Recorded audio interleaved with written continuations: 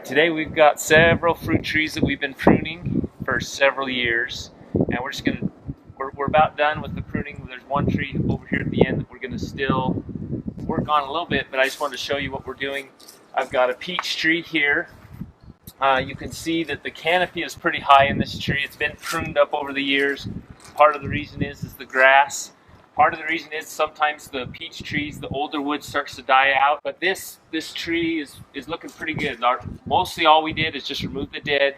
We tipped back the new growth to kind of thin out some of the fruiting wood. You can also see one thing that I like to do is I like to leave, when the trees get mature, I like to leave some of this stuff in the middle, because we open up the center of peach trees, but as they mature, they get a little too open, and so it's okay to start pointing some of those branches back into the middle, because that's going to take advantage of all that solar energy that's penetrating the tree here in the middle. So I've left some of the smaller stuff over the years. You can see each branch kind of goes out, but then I've kind of started putting it back in towards the middle.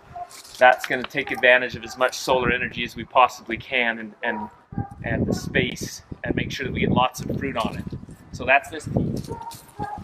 We've got a plum tree here. Same thing, there's some of these plums are very vasal shaped, and so we just work with that. We removed the central leading branch here years ago. You can see the scar.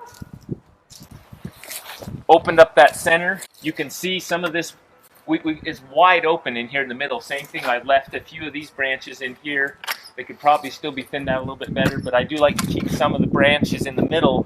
That's going to protect the tree from sunburn, and we have some of that happening right here. So that's this plum tree. Here is a really old peach tree. This is kind of what they do over time.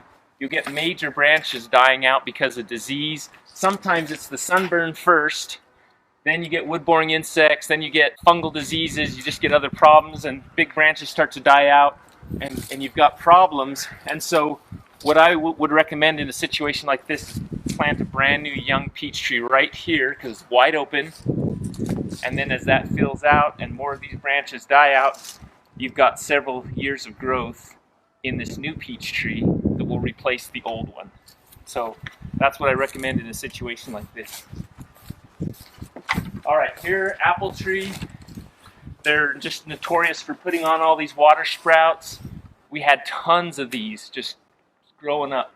And so we thin those out, we tip them back, and now we're getting a ton of spur development, and by thinning out the water sprouts and tipping them back, it's going to allow sunlight into the spurs, which are hanging on older, more mature wood, and then that's going to allow these larger, older branches to support the weight of the fruit without having all these spindly, weak branches getting in the way, shading them out, and they just can't support the same amount of fruit that these older, mature branches can. So that's what we've done with this over the years.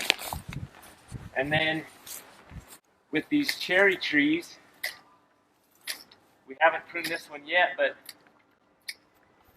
what they do is they'll put on some growth, and there's a big space between every year's growth, and at the tip, at the terminal bud, they'll fork out, and then they'll send out a big long new branch the next year, then they'll fork.